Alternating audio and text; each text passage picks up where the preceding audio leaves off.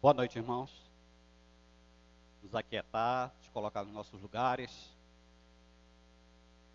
preparar os nossos corações, preparar nossa alma para receber a mensagem do Senhor, adorar o nosso Deus.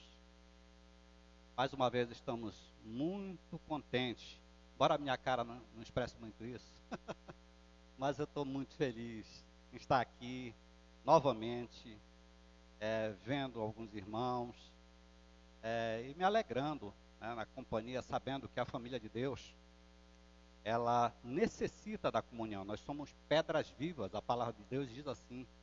Nós precisamos desse aquecimento, nos aquecer pela sua palavra e estar em comunhão uns com os outros. Senão, verdadeiramente, alguns tendem a esfriar. A igreja tende a esfriar. Isso não acontece só por aqui, acontece em muitos lugares e a gente sabe de notícias. Mas estamos aqui, mais uma vez, para adorar nosso Deus. Vamos iniciar com um momento de oração, encurvar nossas cabeças. Senhor, bendito Deus e Pai, nós te somos muito gratos, Senhor, pelas tuas misericórdias, pelo teu amor, pela tua graça, pelo teu poder, que tem nos constrangido e nos trazido aqui para te adorar, para te louvar, para te bendizer, e mesmo a muitas tribulações que muitos têm passado, o teu povo ainda assim busca, o teu povo ainda assim deseja, o teu povo ainda assim almeja, Senhor, receber mais do Senhor, estar em comunhão com o Senhor, ter as tuas misericórdias. Por isso, nós, como ovelhas tuas, Senhor, arrebanhadas do teu aprisco, nós te pedimos que o Senhor nos abençoe em todas as partes desse culto que pretendemos prestar a Ti. Senhor, nos alegre e que o Senhor também possa se alegrar com os nossos louvores e com tudo que vai ser feito aqui para a honra e glória do Teu santo nome. Em nome de Jesus que nós te oramos. Amém. Vamos colocar de pé, irmãos. Queria compartilhar. Toda a palavra de Deus, ela é linda, ela expressa, é a palavra de Deus e como tal, é belíssima, porque Deus é belo, né? Mas eu vi nesse salmo um dos trechos mais bonitos da palavra do Senhor. Ele, na verdade, ele expressa muito daquilo que replica nos outros trechos da palavra do Senhor, tanto no Velho como no Novo Testamento e nos outros salmos também, né? O salmo, ele, na verdade, inicia e termina com uma exortação para que nós louvemos a Deus, e assim vamos fazer. Nós vamos ler do primeiro ao quinto versículo, tá? Eu inicio e terminamos juntos o quinto versículo. Fazer uma leitura responsiva. Misericórdia de Deus, Salmo de Davi. Bendize, ó minha alma, ao Senhor, e tudo que há em mim, bendiga ao seu santo nome.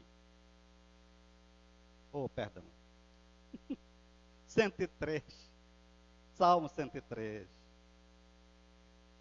Salmo 103. Perdão. Vai ficando velho, vai emperrando tudo. Salmo 103, versículo 1 ao 5.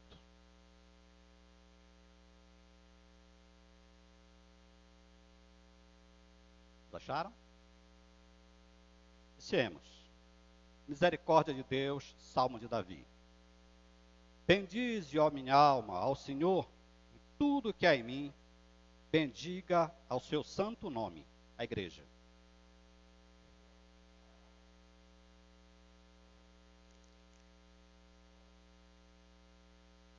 Ele é quem perdoa todas as tuas iniquidades, quem sara todas as tuas enfermidades.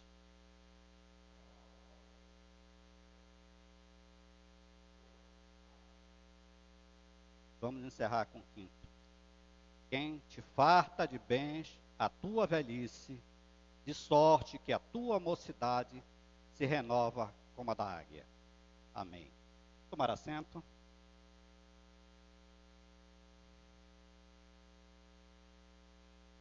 como foi dito no início, o Salmo, na verdade, é um hino de gratidão a Deus por todos os benefícios que Deus tem feito a nós. Nós sabemos que, comumente, o mundo tem nos confrontado com as suas inverdades e feito a gente defender a nossa fé com mais veemência, né? Então, eles dizem, eu posso bem dizer a mim mesmo, porque eu também sou beneficiado e recebo muita graça, recebo muita bênção. Só que existe um porém. Nós temos a clara percepção de que, segundo o mesmo salmista, nós temos uma graça especial vinda da parte de Deus. E só o cristão, só o crente verdadeiro, ele consegue divisionar isso, ele consegue discernir isso, ele consegue perceber isso no fundo do seu coração e assim prestar louvores a Deus. O ímpio não é assim. O Salmo 1 diz isso. Ele faz essa diferença entre o cristão e o não cristão, entre o crente e o ímpio. Ele faz essa diferença. Deus estabelece essa diferença, né? Então, ele diz assim, um salmista, com esse canto de gratidão: ó minha alma, bendize ao Senhor. O salmista, ele trava um diálogo consigo mesmo, exortando os outros irmãos a bendizerem o nome do Senhor, fazendo dele uma referência para que outros também venham adorar a Deus. Ele continua. Motivos. Por que então isso? Motivos. Primeiro, o benefício é a graça e o perdão dos pecados. Está lá no verso 3. Ele é quem perdoa todas as tuas iniquidades, quem sara todas as tuas enfermidades. Quando o Senhor tirou as escamas dos nossos olhos, Ele tanto nos curou das nossas enfermidades espirituais, que agora estamos aqui para bendizê-lo. É verdade que homens e mulheres de Deus passam por aflição e nós também reconhecemos e sabemos disso. Nós não servimos a um Deus Papai Noel, a um Deus que você se comporta bonitinho, você se comporta como uma criança bem, que faz tudo certinho e Deus lhe retribui com um presente. Não é assim. Tiago diz isso, que nós teremos aflições enquanto nós vivermos aqui neste mundo, porque este mundo é um mundo de pecados. Ele ainda diz aqui, quem da cova, no verso 4, quem da cova redime a tua vida e te coroa de graça e misericórdia. Da cova, no original, a expressão é Sheol, né? Portanto, o salmista está agradecendo a Deus pelo livramento da morte. Ele o salvou da morte. Sheol, da cova, no original, é da morte, né? Salvou da morte. Nós entendemos aqui que, estendendo isso, ele tanto nos salva da morte física como espiritual. Nós fomos agraciados e recebemos de Deus a salvação espiritual das nossas almas. Então, se fomos salvos da cova, também fomos salvos da cova do inferno, da cova do pecado. E por isso, irmãos, estamos aqui mais uma vez para agradecer a Deus por todos os seus benefícios. Só nós, aqueles que têm o Espírito Santo de Deus, podem perceber isso. Que nós possamos estar aqui imbuídos do mais puro, sincero desejo de adorar esse Deus tão gracioso e tão misericordioso conosco. Amém? Vamos colocar de pé para adorar esse Deus bendito, todo-poderoso, Criador do céu e da terra. Deus, somente Deus.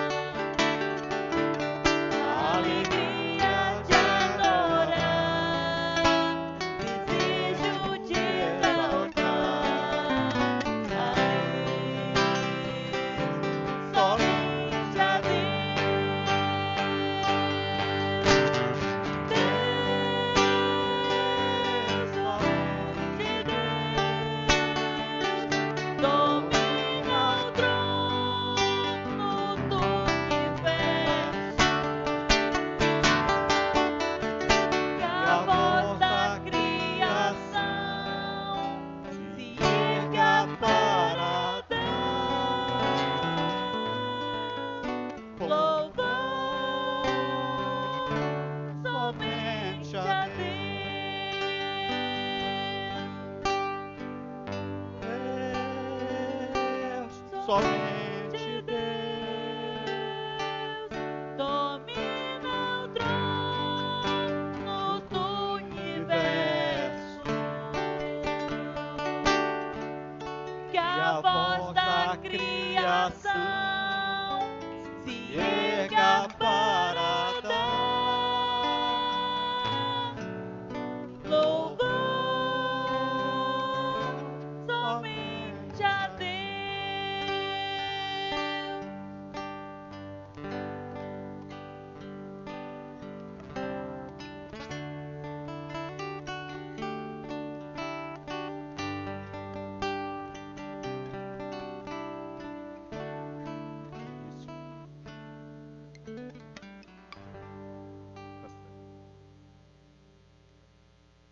Nós somos a voz da criação de Deus. Nós estamos erguendo as nossas vozes nesse momento para dar louvores àquele que é o Criador do céu, da terra, do mar, de tudo que neles há. Continuar adorando ao nosso Deus, dizendo que assim como Ele nos trata como ovelhas, seu pastoreio, nós também o vemos como o bom pastor. O Senhor é o meu pastor, início do Salmo 23.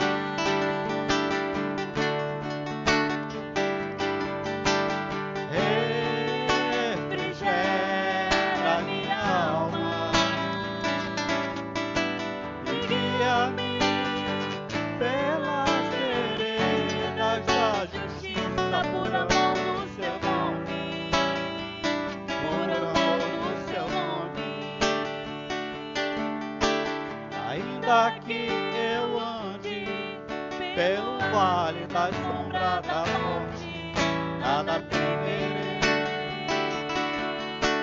Ainda que eu ande pelo vale da sombra da morte, nada temerei.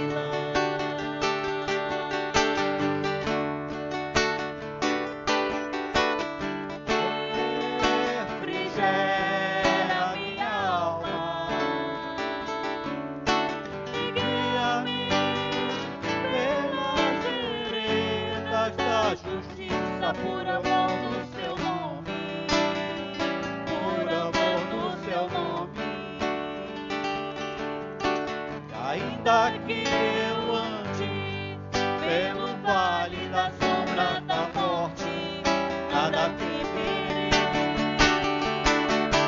E ainda que eu ande pelo vale da sombra da morte, nada temerei.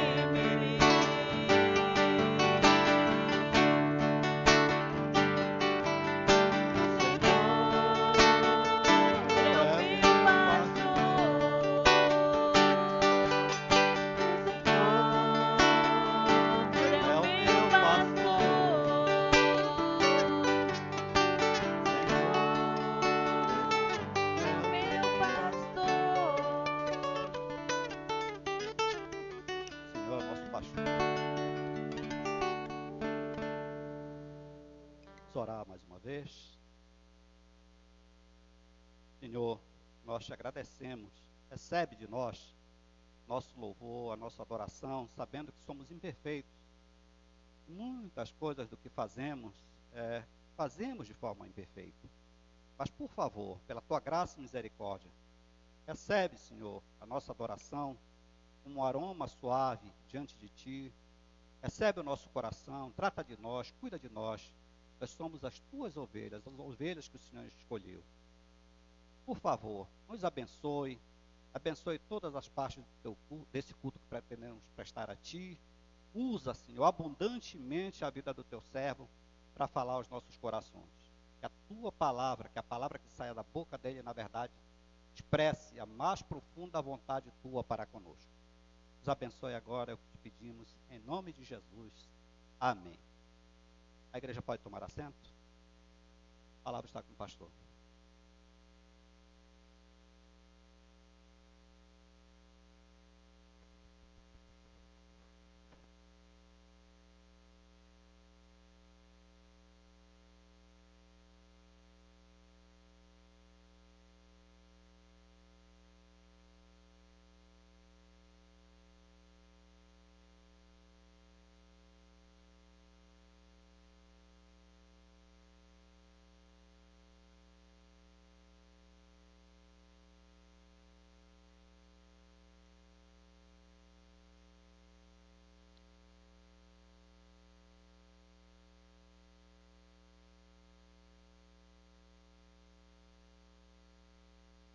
Meus amados irmãos e irmãs, uma boa noite a todos.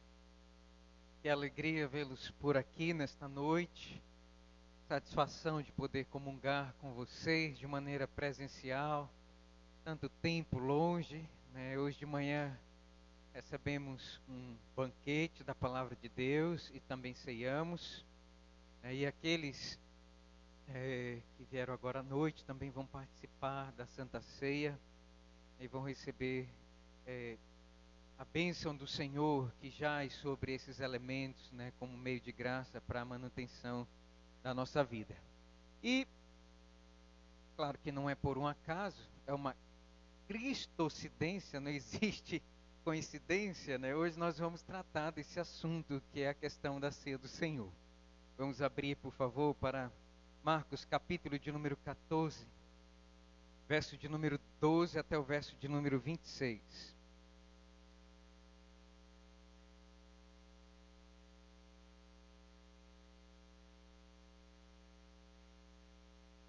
Eu vou ler o texto e vou explicar o texto à medida que nós formos comentando, para nós não alargarmos o tempo, tá bom, meus amados irmãos? Estes versículos, eles contêm a narrativa de Marcos sobre a instituição da ceia do Senhor.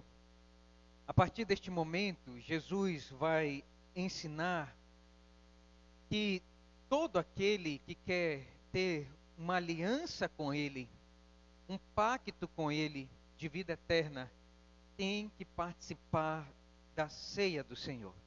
Enquanto que o batismo é o rito de entrada na igreja, no corpo de Cristo, a ceia é aquele rito de manutenção da fé. Nós somos alimentados no corpo e no sangue de Cristo. Então Cristo deixa, né, esse selo que você tem um compromisso com Ele, uma aliança com Ele. E você então, ao se alimentar da Santa Ceia, você está dizendo que você vive, né, por causa do pão, por causa do vinho, por causa do sangue, por causa do corpo de Cristo, entregue ali na cruz do Calvário. Qual é o contexto desse texto? Nós vimos na noite do domingo passado que é o contexto da traição iniciada por Judas Iscariotes. Se você ler aí a partir do verso de número 10, e verso de número 11, você vai perceber que o contexto era o plano que os principais sacerdotes, eles estavam tramando às escondidas para tirar a vida de Cristo. E a pergunta é, por que eles queriam tirar a vida de Cristo? Qual era o motivo? O capítulo de número 14 é a chave para nós entendermos a última semana da vida do Senhor Jesus. O capítulo de número 14 do Evangelho de Marcos vai nos mostrar então os últimos instantes da vida do Senhor Jesus Cristo aqui na terra. Ele vai ser traído por um dos seus discípulos, por um dos seus amigos íntimos. Jesus chamou Judas, teve tantos privilégios, ele era o tesoureiro do colégio apostólico. Judas teve os pés lavados pelo Senhor Jesus Cristo, você vai ver isso no Evangelho de João, capítulo de número 13. Antes de trair o Senhor, Jesus amou a Judas, mas Judas, ele resolveu trair o seu próprio mestre, e essa traição é conhecida como a traição mais abjeta, mais horrenda da história do mundo, da história da humanidade. E todos aqueles, esse é o ensinamento, irmãos, que Marcos quer nos ensinar aqui, esse é o objetivo. Ele está escrevendo para pessoas que estão sendo perseguidas no Império Romano pela sua fé, por causa de Cristo. E então Marcos está mostrando aqui que nós não podemos vender o nosso Senhor como Judas Iscariotes fez. Ele tem esse objetivo. Ele quer que os cristãos, eles tenham isso em mente. Todas as vezes que nós vendemos o nosso cristianismo, seja por causa dos nossos prazeres carnais, por interesses mundanos, interesses outros, você está replicando o Judas antigo.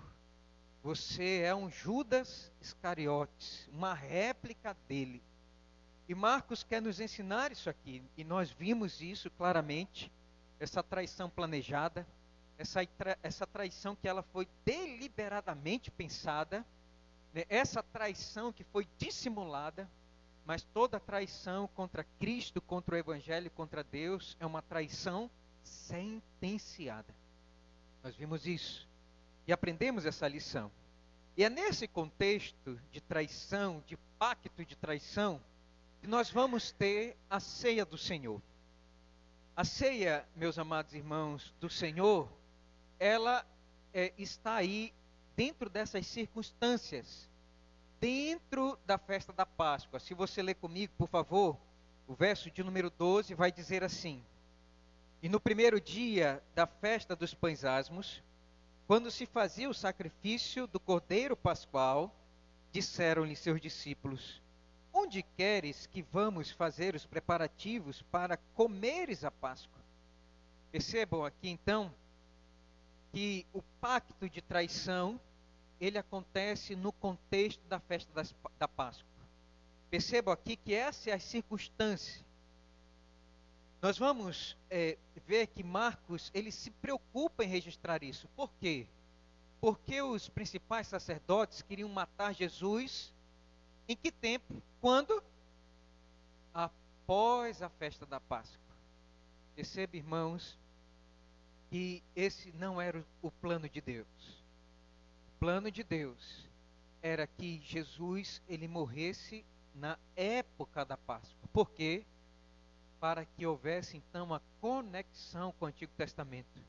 Se o Cordeiro de Deus, como nós lemos lá em João 2,19, que tira o pecado do mundo, não morresse na Páscoa, então percebam que não haveria conexão com a aliança do Antigo Testamento. Era preciso que o Senhor Jesus morresse na Páscoa. Nós vamos perceber isso.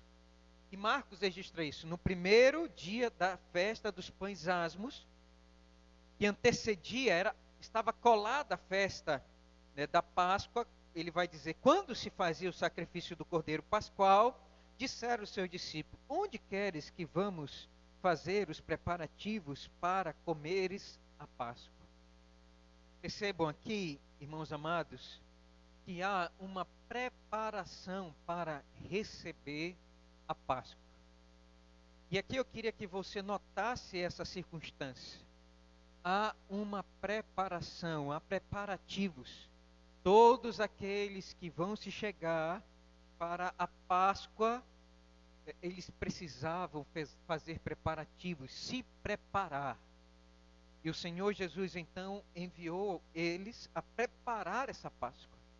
E eu queria que você percebesse isso. A partir do verso de número 13, ele vai dizer então, enviou 2 dos seus discípulos, dizendo-lhes, ide à cidade, vos sairá ao encontro um homem trazendo um cântaro de água, segui-o e dizei ao dono da casa onde ele entrar, que o mestre pergunta, onde é o meu aposento no qual hei de comer a Páscoa com meus discípulos? E eles vos mostrará um espaçoso cenáculo mobilado, pronto, ali fareis os preparativos. Saíram, pois, os discípulos, foram à cidade, e achando tudo como Jesus lhe tinha dito, prepararam a Páscoa. Então percebam aqui, por favor, a preparação da Páscoa. Em segundo lugar, percebam aqui o lugar específico aonde se deveria comer a Páscoa. Eu queria, meus amados irmãos, trazer isso à memória de vocês. Marcos está aqui registrando isso, não é por um acaso, né? Nada disso. Tudo aqui, nós entendemos que a palavra de Deus, né, ela é infalível, e ela aqui, Marcos, ao registrar pelo Espírito Santo, ele quer nos ensinar aqui algumas coisas. Eu queria que você notasse isso. E eu queria que você aprendesse isso. Perceba então, em primeiro lugar, a preparação. Nós estamos às vésperas de tomar da ceia do Senhor. E como é que nós devemos nos preparar? O Senhor Jesus, ele vai nos ensinar, irmãos, que tem que haver uma preparação. Você não está comendo um mero pão. Você não está comendo aqui e tomando um mero vinho. Você tem que ter uma preparação espiritual. Vejam comigo então, que preparação é essa? Percebam que tudo isso aqui é antes da Páscoa. E olhem comigo, por favor, versículo de número 17. Vejam essa preparação, por favor, notem comigo o que Cristo vai dizer aqui. Ao cair da tarde, foi com os 12. Quando estavam à mesa e comiam, disse-lhe Jesus, em verdade vos digo, que um dentre vós, o que come comigo, me trairá. E eles começaram a entristecer-se e dizer-lhe, um após o outro, porventura sou eu? Porventura sou eu, Senhor? E eles, vai dizer aqui o relato, irmãos, é um relato comovente. Eles começaram a se entristecer no seu íntimo. E eles começaram a perguntar, Senhor, sou eu que vou te trair? Senhor, sou eu o traidor? Percebo aqui, irmãos, uma punição severa para aqueles que traem a Cristo. E o texto vai dizer, respondeu-lhes um dos 12, o que mete comigo a mão no prato, pois o Filho do Homem vai, como está escrito a seu respeito, mas ai daquele por intermédio de quem o Filho do Homem está sendo traído, melhor lhe fora não haver nascido. Percebam aqui então, que o Senhor Jesus Cristo, ele vai fazer um autoexame, ele vai fazer aqui com que os discípulos, eles se examinem o seu coração, para perceber se eles estavam aptos para tomar aliança com Cristo, para tomar compromisso com Cristo, com a morte do Senhor Jesus. Nós vamos, irmãos, notar que nesse momento, que o traidor é indicado, Judas então sai daquele cenáculo, Jesus, se nós lermos nos outros evangelhos, né, não vemos aqui, Marcos não registra isso, mas João vai registrar, né, que Judas sai correndo. Vai dizer que os outros discípulos pensavam que Jesus tinha mandado ele resolver alguma coisa, mas ele iria trair o Senhor Jesus Cristo. Então eu queria que você notasse aqui, há uma preparação, há um autoexame. E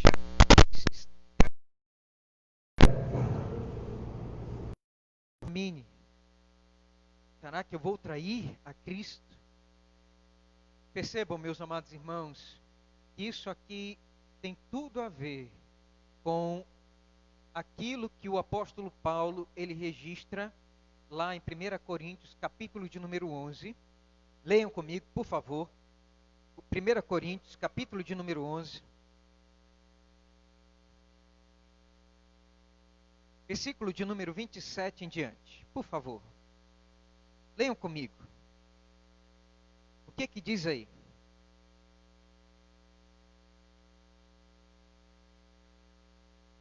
Vamos ler?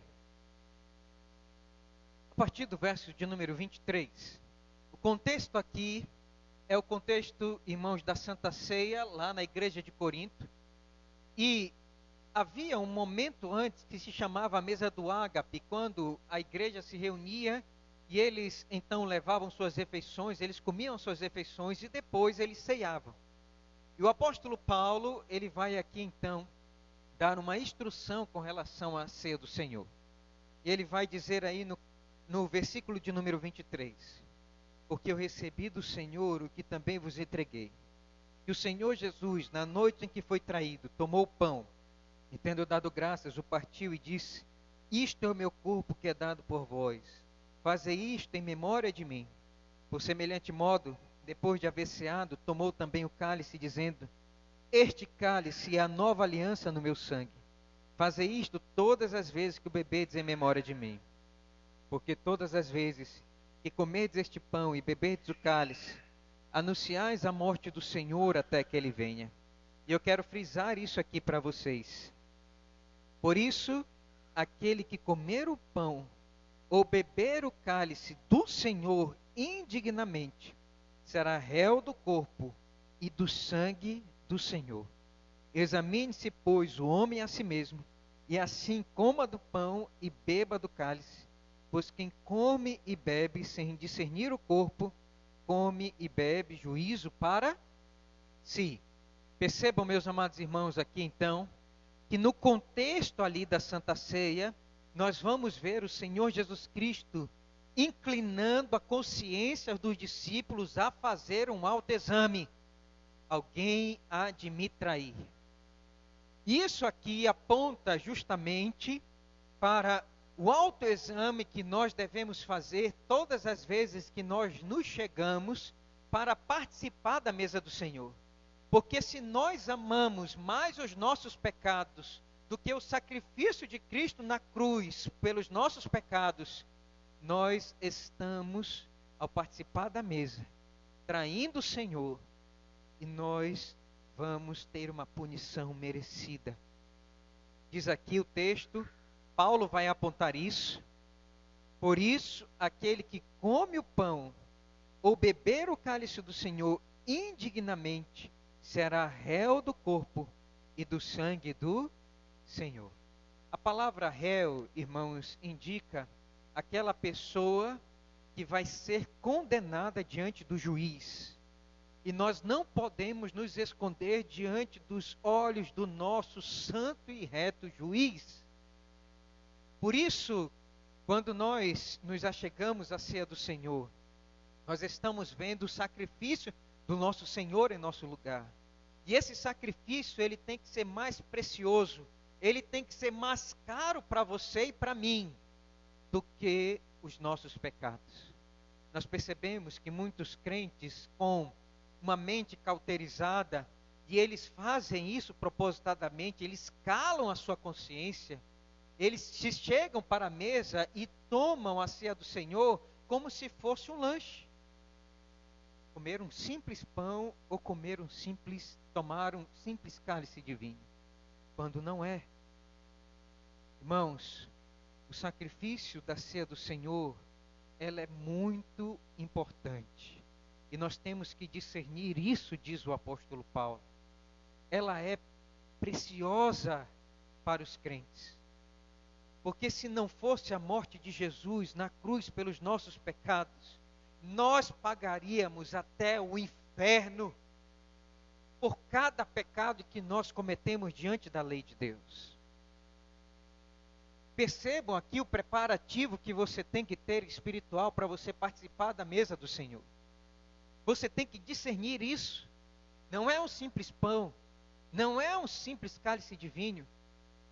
É a morte vicária do Senhor Jesus Cristo, livrando você eternamente das penalidades infernais que você merecia por todo o tempo que você vivesse aqui e também no mundo por vir, no inferno. O apóstolo Paulo, ele vai escrever aqui que há uma punição. Vejam que o Senhor Jesus, ele vai também proferir uma punição contra Judas, e ele vai falar o seguinte contra Judas. No capítulo de número 14, ele vai dizer, verso 21, pois o Filho do Homem vai, como está escrito a seu respeito, ele vai ser crucificado. Sim, é plano de Deus. Jesus está reconhecendo isso. Não é porque Judas está traindo ele, não.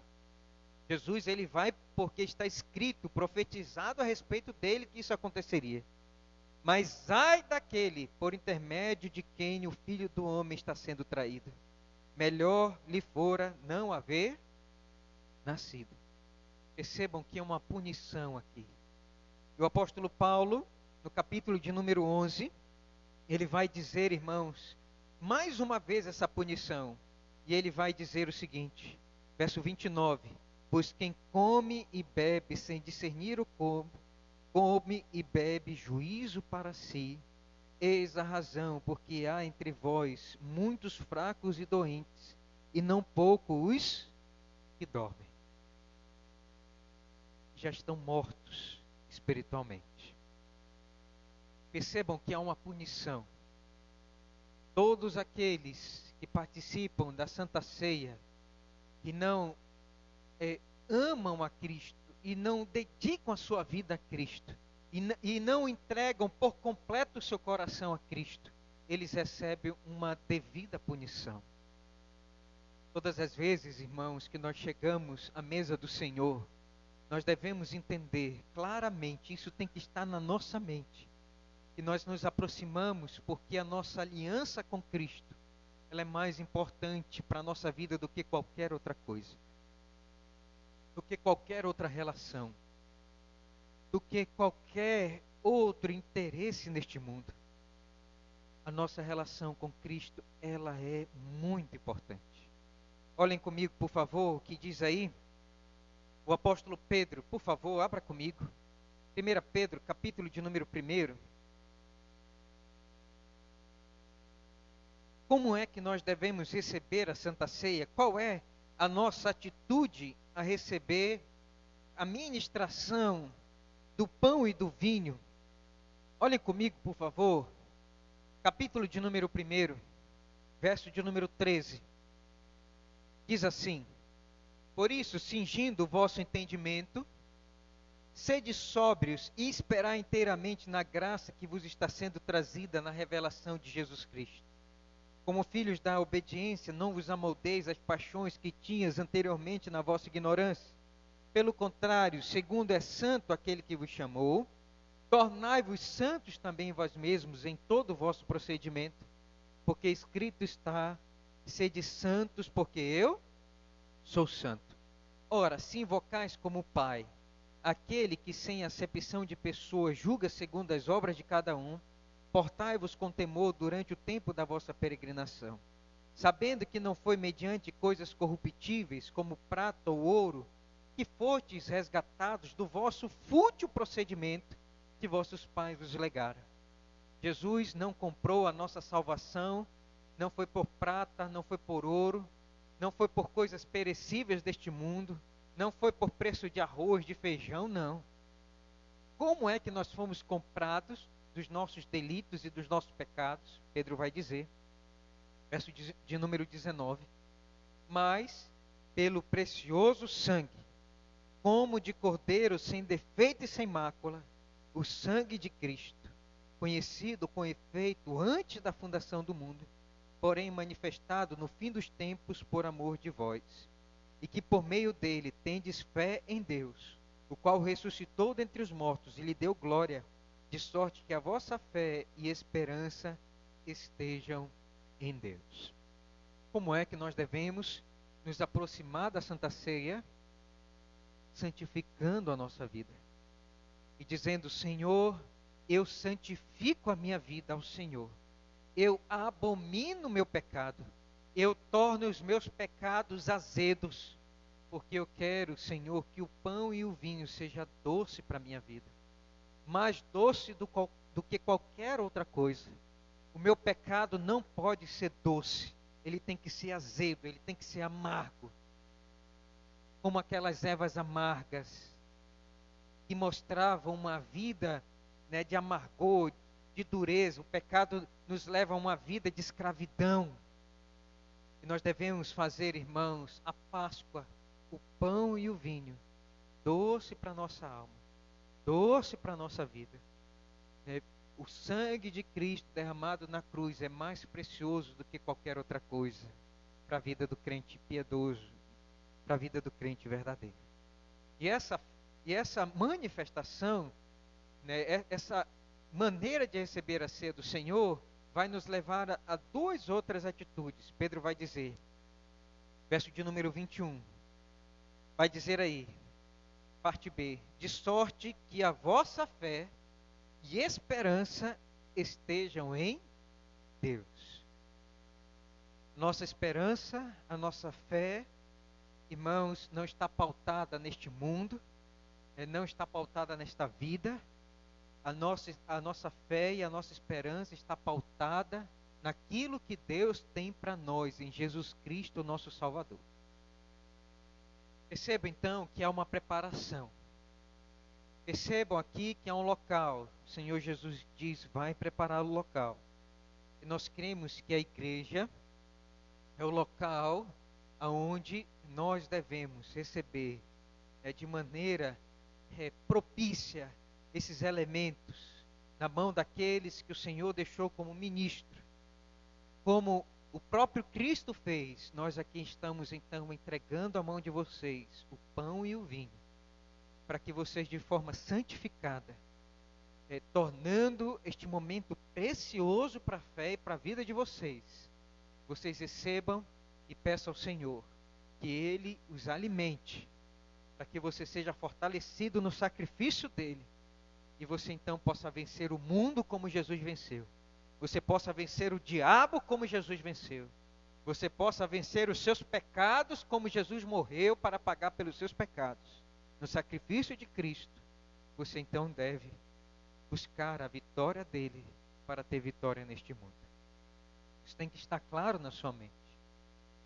Jesus deixou esse sacramento para que todas as vezes que você coma e beba do pão e do vinho, você lembre que ele venceu este mundo, o diabo, o pecado, a morte. E ele está entregando isto a você. Não está entregando isso a mais ninguém no mundo. Ele está entregando isso a você, para que você creia, tenha fé e esperança e seja salvo. Meus amados irmãos e irmãs, eu quero finalizar nesta noite dando uma palavra para aqueles que já participam da ceia. Jesus está dizendo para você, que é discípulo dele: se prepare ao vir para o local, de culto para receber a ceia do Senhor. Não torne esse momento comum. Isso é normal na vida do ser humano, tornar as coisas de Deus comum. E aí vai perdendo valor. E nós já participamos tantas vezes da Santa Ceia, que já não comunica mais as bênçãos espirituais. E nós já tomamos como se fosse um pão comum, um vinho comum, e às vezes até mesmo vivendo em pecado, e até mesmo calando a nossa consciência. Não faça isso. Santifique e consagre aquilo que foi consagrado pelas mãos do próprio Cristo para você. Eu queria dizer isso. Não cale a sua consciência para os seus pecados. Irmãos, nem sempre silêncio significa vida. Quem aqui já passou meia-noite na frente de um cemitério? Vocês ouviram algum barulho? Um silêncio sepulcral. Por quê? Porque nem sempre silêncio significa vida. Um escritor, um pastor puritano chamado Richard Saib, ele diz que todos aqueles crentes que calam a sua consciência para os seus pecados e ceiam quando for no dia do juízo, você vai preferir ter 1000 testemunhas ao seu redor do que a sua própria consciência. Porque a sua própria consciência vai testemunhar contra você. Todas as vezes que você cometeu pecado e viveu uma vida de pecado, preferindo a morte do que preferir a vida que Cristo comunica na Santa Ceia. Naquele último e grande dia, a sua consciência vai ser a grande testemunha contra você. E ela vai falar tudo o que você tentou silenciar. Por isso, meu amado irmão e irmã, eu queria dizer para você nessa noite, esse sermão não é para poder colocar você para baixo, muito pelo contrário.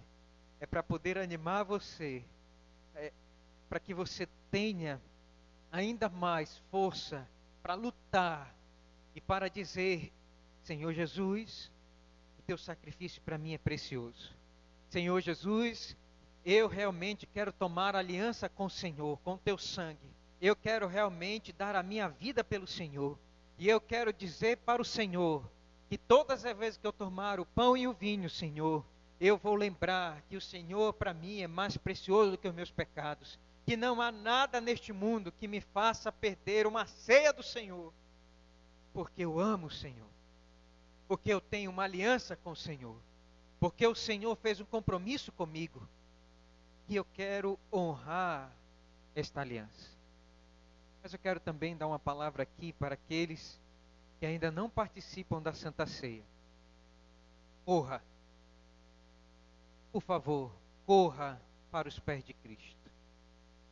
Aqueles que não têm parte com Cristo. Aqueles que não têm aliança com o Senhor Jesus Cristo. Aqueles que ainda não foram batizados, que ainda não ceiam. Se você não tem parte com Ele, Ele não tem parte com você. É como um casamento. Nós só temos parte com alguém se nós estamos casados, se nós temos aliança. E o Senhor Jesus Cristo, Ele só tem aliança com aqueles que têm aliança com Ele. Que confessam a Ele. E que tomam da Santa Ceia e que participam do sacrifício dEle na cruz do Calvário. Ele vai dizer: esta é a nova aliança no meu sangue. E ela é para a remissão de pecados. Percebam que esta aliança é para nos perdoar os pecados. Então o Senhor Jesus, Ele derramou a sua vida, derramou o seu sangue para perdoar os teus pecados. Não demore. Corra para os pés de Cristo e diga: Senhor Jesus, eu quero tomar aliança com o Senhor, sim. Assim como o Senhor tem aliança com o povo. E esse povo tem aliança contigo, Senhor. Eu sei que eu tenho sido demorado. Eu sei, Senhor, que por causa dos meus pecados eu tenho preferido não ceiar. Mas, Senhor, agora eu entendi. E eu quero ter aliança com o Senhor. Eu quero ter parte com o Senhor. Eu não quero ser expulso como Judas Iscariotes foi escorraçado da Santa Ceia. E depois foi enforcado pelos seus próprios pecados. Senhor, eu não quero ter o mesmo destino de Judas. Senhor, eu quero ceiar contigo. Senhor, eu quero ser um discípulo do Senhor. Senhor, eu quero participar desta aliança tão bendita que promete vida eterna para aqueles que contigo fazem compromisso. Não demore. Seja rápido. Esta aliança é para nós. É para nós e nossos filhos.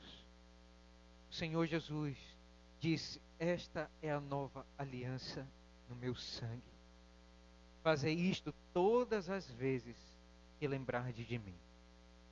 E é nesse momento que nós vamos então nos preparar para tomar a ceia do Senhor. Vamos preparar, fazer os preparativos em nossa alma e vamos dizer: Senhor amado, o Senhor é mais caro, é mais precioso para mim do que qualquer outra coisa neste mundo. Nós vamos fazer isto nesta hora. Vamos então fechar os nossos olhos, vamos orar? Senhor, muito obrigado, porque o Senhor é um Deus maravilhoso, um Deus bendito, que faz pacto, que faz aliança conosco. E nós queremos, Senhor, participar desta aliança tão bendita que o Senhor tem para o teu povo. Senhor, por favor, nos abençoa. Senhor, por favor, mais uma vez, comunica aquelas bênçãos espirituais tão importantes que nós encontramos no pão e no vinho, à medida que nós participamos. Traz alegria ao nosso coração de receber a vitória de Jesus nesta hora, para vencer o mundo, o diabo e o pecado. E a morte, Senhor, no final de todas as coisas. Porque todo aquele que crer em Ti, Senhor, ressuscitará naquele último dia para a glória eterna, porque o Senhor mesmo disse: eu sou a ressurreição e a vida. Aquele que crê em mim jamais morrerá. E nós temos crido no Teu Evangelho, e nós temos crido na Tua promessa. Nos abençoa, Senhor, no nome de Jesus. Amém. Vamos cantar um cântico, meus amados irmãos. Eu quero convidar os presbíteros a vir aqui à frente. Nós vamos nos preparar para ministrar a ceia do Senhor ao coração de vocês. Ficar em pé.